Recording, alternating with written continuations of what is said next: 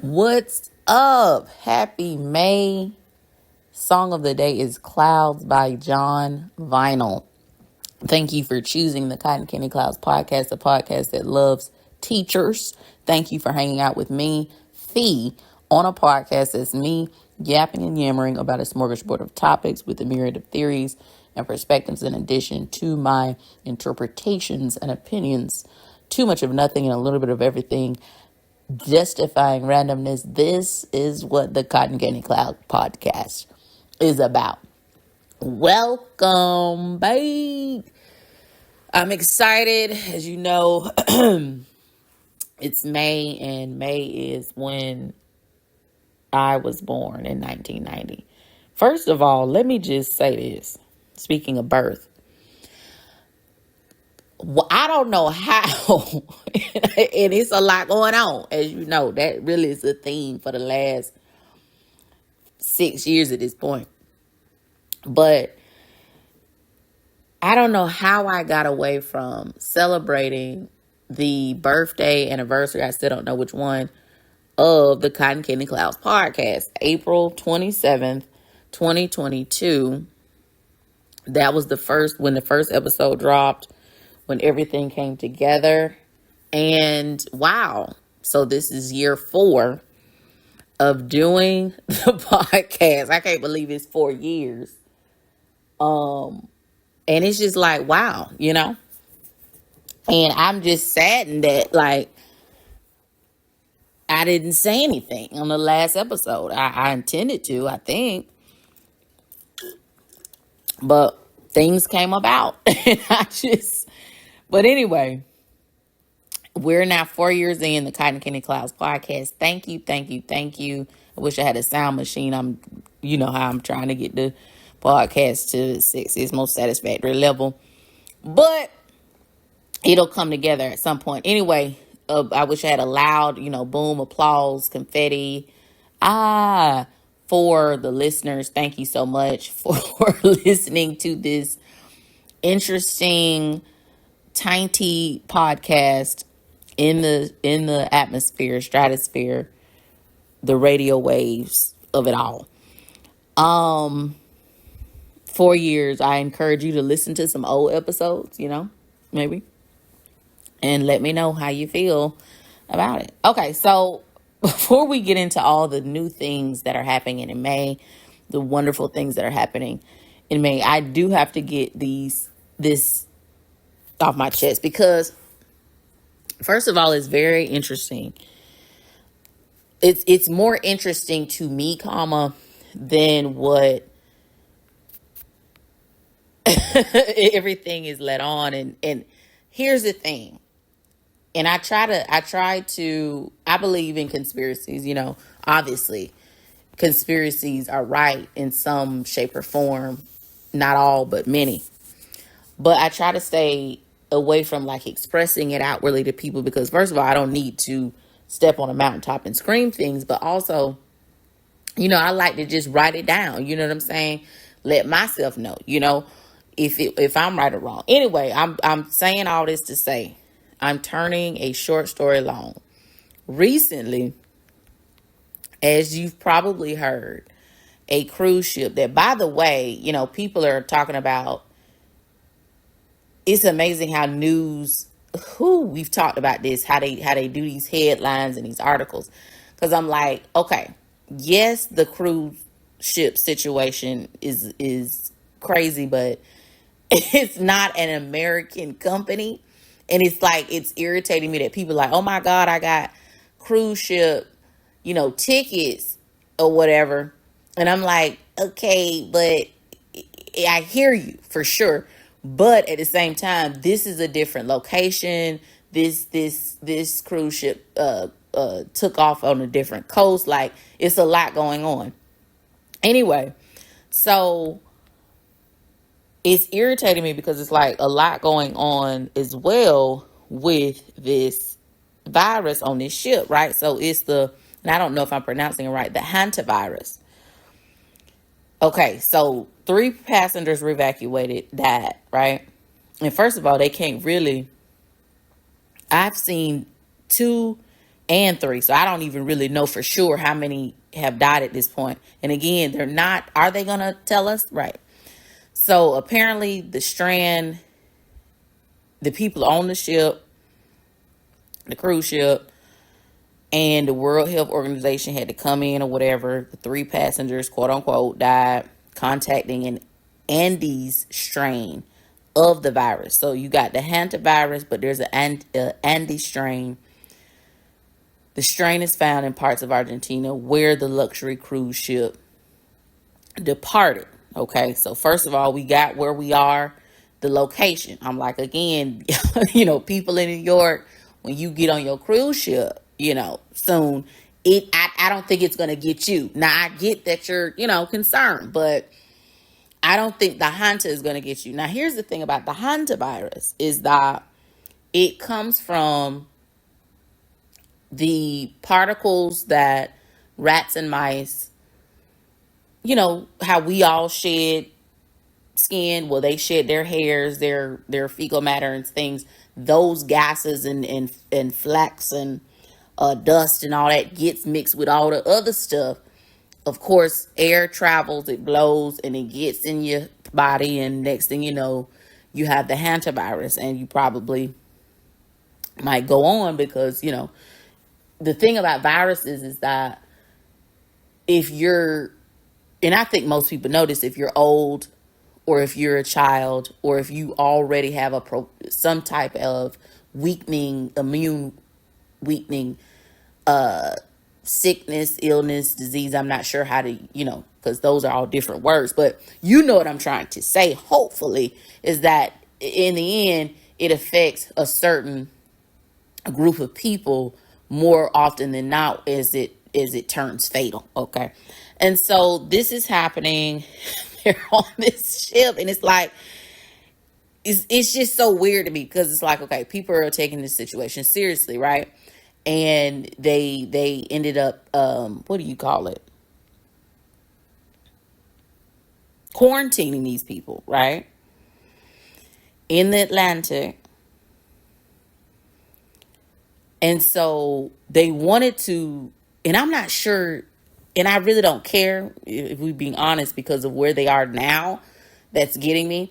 But I don't know where their destination was. We know they started off in Argentina, the coast, but I don't know where their destination was, right? I know that they wanted to go to, the 3 people died. They were quarantined. They wanted to go to Spain, but Spain was like, baby, absolutely not, which I find so ironic. Excuse me if I screamed in your ear when I said that, but I'm sorry. That is ironic that a ship that was from Argentina wanted to port or whatever you call it in Spain. And they were like, no, don't bring your diseased ass over here because, baby, when I tell you, historically speaking, anyway. So, but this is what got me. Oh, so it is okay. So I'm reading the article because sometimes they're not getting to the nitty gritty of the situation quick enough for me. This is a NBC News article, and it's saying that was their destination. Spain's national government, Madrid, has said that the Canary Islands would accept the trip, and it would begin a 3 to 4 day journey there. But the archipelago's regional government opposed the move. Okay, so same thing. So then, basically, now where they are is they're in Cape Verde, which says, this is too much for me. Psychologically, historically, Cape Verde, and I think I said that wrong, but Cape Verde in West Africa. Okay, that's where it is right now. And it has been since at least Monday. It's been docked. That's the word I was looking for. Docked in Cape Verde off the coast of West Africa. That's where it is right now. So that's interesting to me because one thing I've noticed and this is now I'm really going down to my conspiracles. One thing that I noticed during the coronavirus situation is they were desperately trying to figure out, like, how is it that, Africa, the continent itself, hasn't been flooded, influxed with this disease, with this coronavirus, why isn't Africa? I mean, this was a real headline. They may say 30 years from now that they didn't say that, but that's what they fucking said, right? So they were really fascinated, intrigued that essentially African people in these different countries, because Africa's a continent, but African people in general weren't dying out, essentially, because that's what it all leads up to, is death. In the end, if you have a disease, you have a sickness, a virus, etc., if you live, it's like, all right. But the death parts of the idea that you can die from something, that's what really spooks the masses, right? And so that's what they really were wondering. Essentially, it wasn't really why they weren't getting the virus. It was like, why aren't people dying over there like they died over here, or Spain or whatever? Because, Corona really hit a lot of Europeans, and they don't talk about that either. Anyway, so coming back, I'm like, okay, so now they on the Cape Verde. This is getting to me. Okay, so a British man is being treated right now in South Africa. So this is what I'm saying. They all over. Their base is docked in Africa. Now you got them coming on. Because mind you, and I don't think I said this, but the hantavirus, even though it initially comes to you through the dust particles and everything, it can be spread human to human, right? So this is what gets me, because I'm coming up to something as well. Once it spread, I think this particular shrine, the Andes shrine, which I'm like, okay, so why this shrine is the one they got. This particular shrine can be passed through person to person. So this is what's getting me. A new case now mind you got the 3 people that have passed away from the hantavirus. There's a new case identified in Switzerland, right? Because apparently, I guess people are going back to the house. They were released. They're no longer quarantined, which is crazy to me. Being the historical implications of people from Europa in their cleansing processes, because I would be like, everybody, you don't get your stuff back, we gonna sanitize it, whatever. If they really trying to, be about that life of like, let's not infect an entire world, because this is giving bubonic, but whatever. So they have a new case in Switzerland where they think someone else got sick on the plane. Not the person who was actually on the ship, the cruise. Someone else that person was on the plane with was exposed to the virus because that person was on that plane in Switzerland. So that's a new thing going on. That's the news, I guess, headline that's going on right now. And it's like, what? Like, it's just crazy to me, girl. It's all over the place. People are panicked, as they do when a pandemic comes around, or it's not even comes around, but is on the precipice of coming. People just panic because, again, widespread disease ultimately leads to death, and that's what people are afraid of. Not disease itself, but the dying of the disease, right? So that's the thing that's happening. But I just feel like the whole story plot of the cruise, where it was going to, where it's ported. Is that the word, ported? Why I keep saying ported, y'all? Docked. It was where it's docked now. How do people all in the hospitals now in the different African countries because of the thing. Now you got the man that's, I don't know if it's a man, my bad.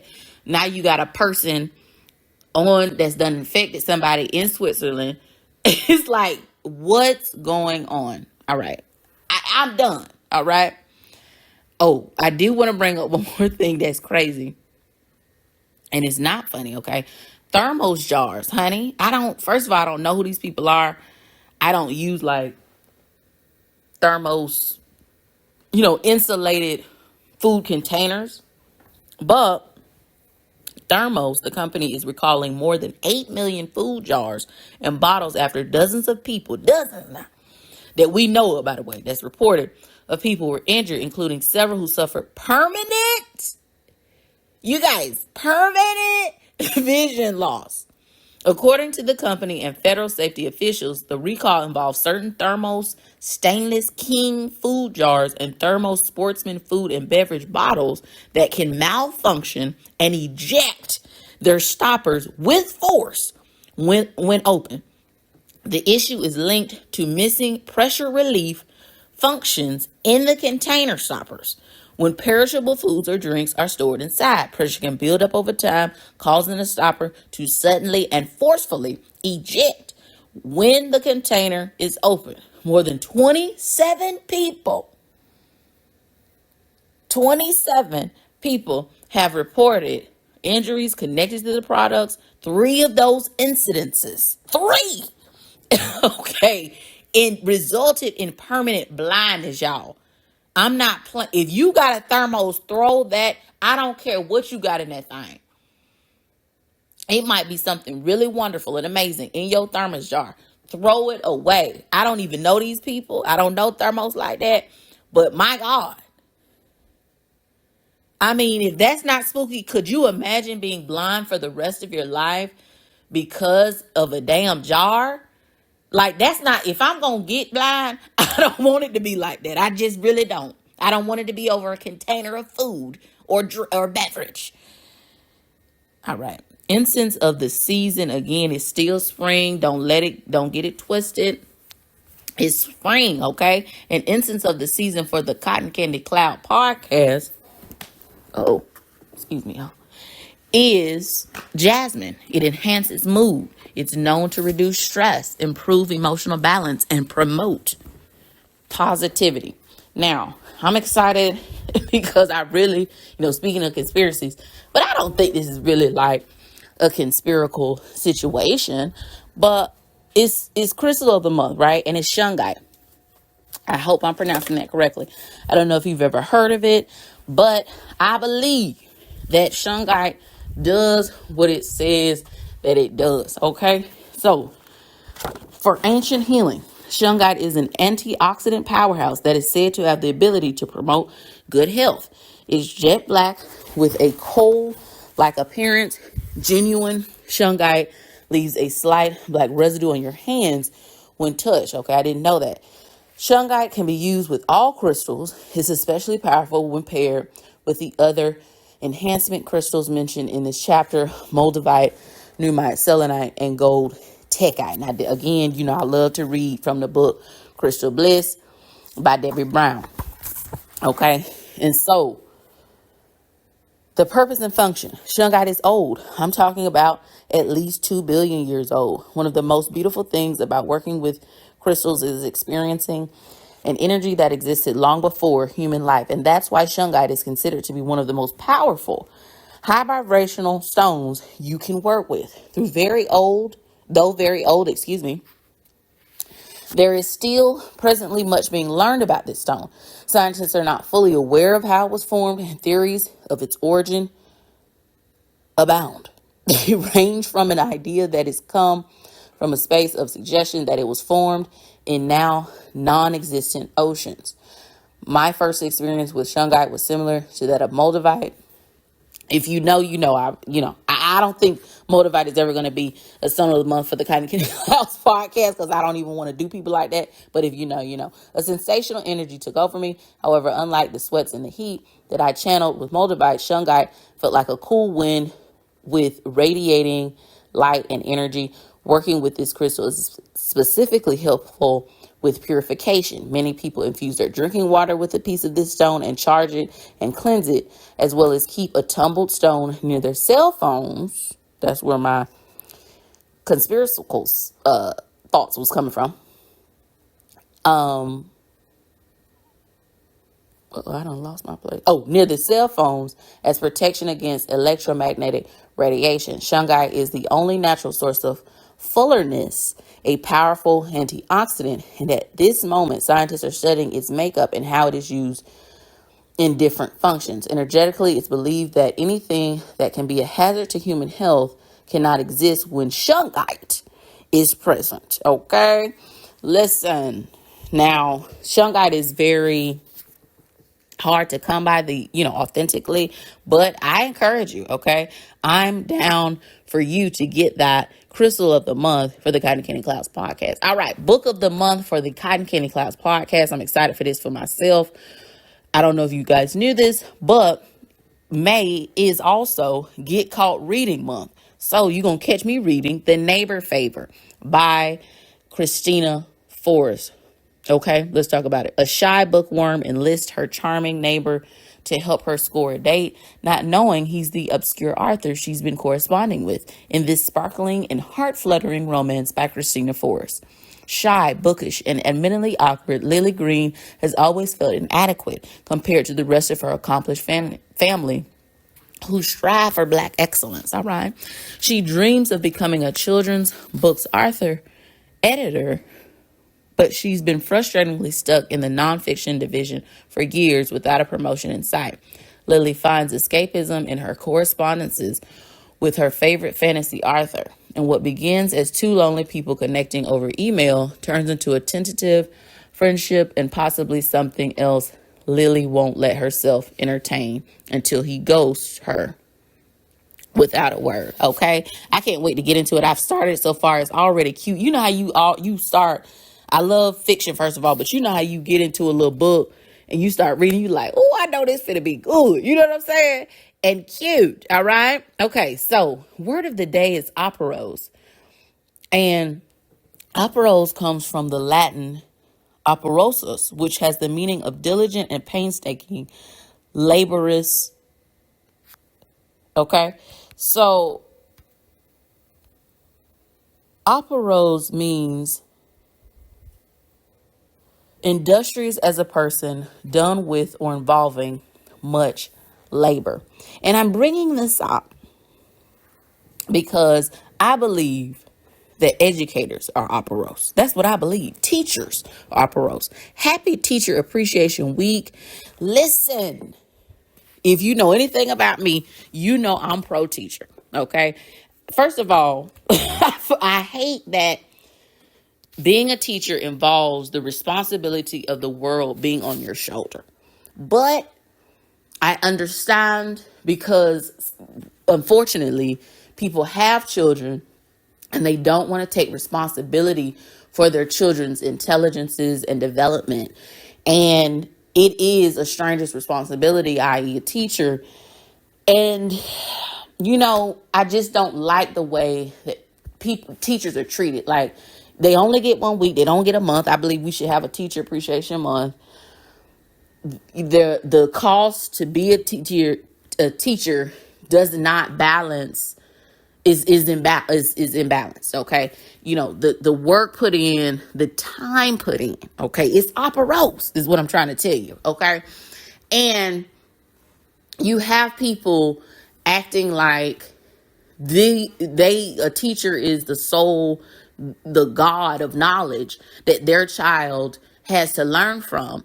And it's a lot. Then on top of that, teachers have to deal with the administration. They have to deal with the school system itself, not even supporting them. So basically only teachers are supporting teachers, essentially, or the people who, of course, appreciate a teacher. Then you got people saying that, like when someone would ask a person on the street, what's the most important job, in the world? If it's not teacher, what the fuck is it? Because every job you got to have a teacher. Somebody got to teach you. Nobody's coming down from the sky and not being taught something to survive beside a parent. And I mean, we could even call a parent a teacher. But anyway, that's a whole different subject. But you get what I'm saying? Like, if you know a teacher, if you know a teacher, give them something, drop them $1, something. My goodness, say thank you. And then if you are a teacher, thank you for serving the country. You are one of the strongest soldiers on the planet, for loving on the children, for aiding the children. And, everybody can't do it. You know what I'm saying? Like, at this point, the people who are teaching is probably for the love of the game, for real, because even if you're paid well, you do have a few school systems in the United States of America that pay well. But let's just be honest. You know what I'm saying? This is a love. This is a labor of love. This is a operose love operosely loved. You know what I'm saying? Like, anyway, let me let y'all go. Before I do though, quote of the day, let's talk about it.